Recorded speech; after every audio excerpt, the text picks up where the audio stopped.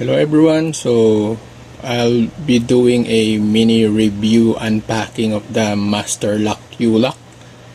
So ito yung mga nire-recommend natin na pang secure ng bike kaysa dun sa mga cable lock kasi madaling ma-bolt cutter.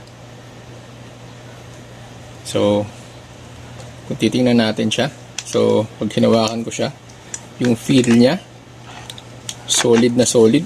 So I estimate this mga around siguro 1 kilo tong bigat nito. Then you can see naman yung emboss niya, yung master lock. Kasi yung binilan ko naman nito is according to them is an original one. So if we inspect the product, so pag tinignan natin, so ayan nakalagay level 10. So meaning siya yung pinaka highest rating na mga lock, meaning kahit na hydraulic bolt cutter hindi siya kayang putulin. And so, and according dun sa package, meron siyang 4 na copy ng susi. And if we look at the back, so sabi nga dito is made in the USA.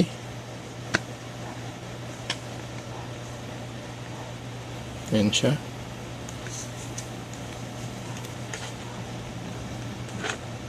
Yan. So dito sa ilalim may cover yung lagay ng susi natin para hindi basta-basta madumi yan, mapasukan ng kung ano. So yung feel niya matigas siya, hindi siya yung malambot, ibig sabihin secure siya. Hindi siya yung parang konting galaw lang bubukas na. And kasama rin sa package yung attachment na pag nilagay natin siya sa bike, na pag nilagay nyo siya sa frame,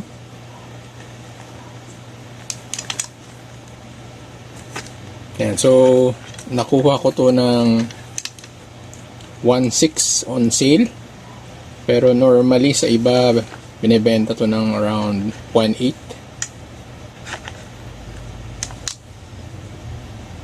So buksan na natin and makita. So meron ditong naka-cable tie, yun yung putulin natin.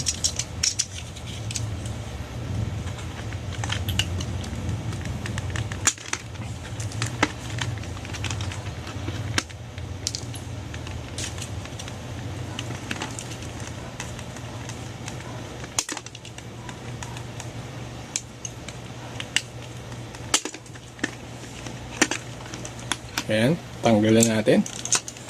Then we'll remove yung cover. So yan, as we can see, meron siyang kasamang 4 na kopya ng susi.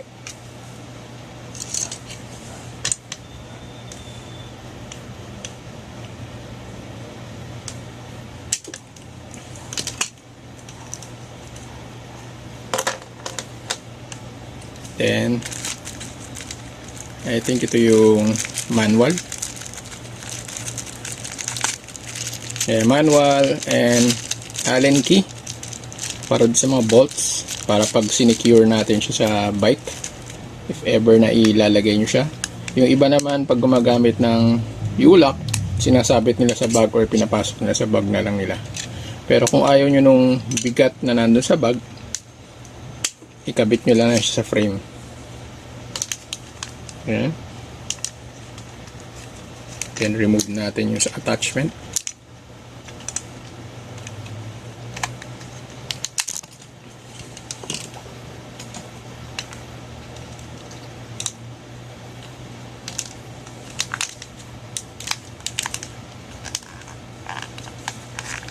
Plastic pa.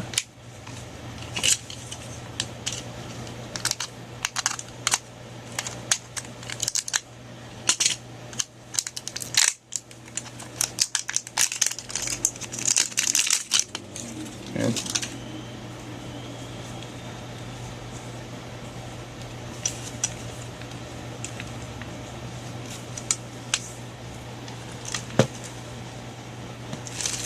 Ganito yung nandun sa package nya. May kasamang Allen key and mga bolts. And if we open, manual. Ayan. So dito nakalagay kung paano siya ikabit sa frame ng bike.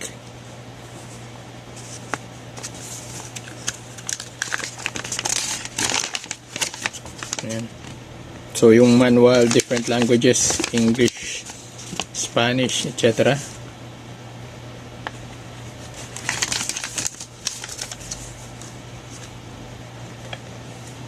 Then ito yung ipe-press para to remove siya dun sa harness niya or yung lagay ng lock pag kinabit nyo siya sa frame. So dipindot lang naman siya. Ayan, kita nyo. So ayan yung sakto dito yung sa Allen.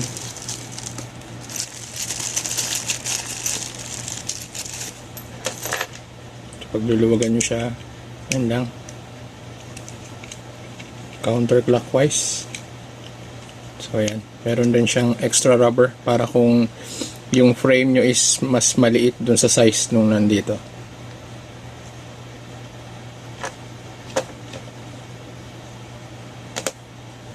Then try natin yung susi.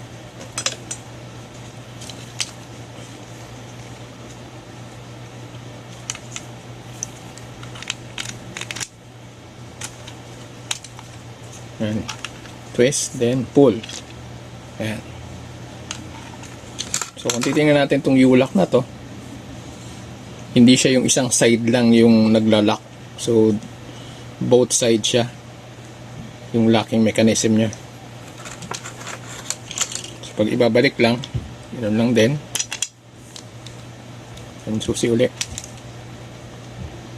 Counterclockwise. Yeah. So I'll try to show yun paano rin siya kinakabit sa bike sa next video, pero sa ngayon ito muna yung mini review natin para dito sa Master Lock U-Lock. So if you want na secure yung bike nyo, so good investment na to para hindi kayo yung parang nag-aalangan pag na-park nyo yung bike nyo tapos pagbalik nyo wala na.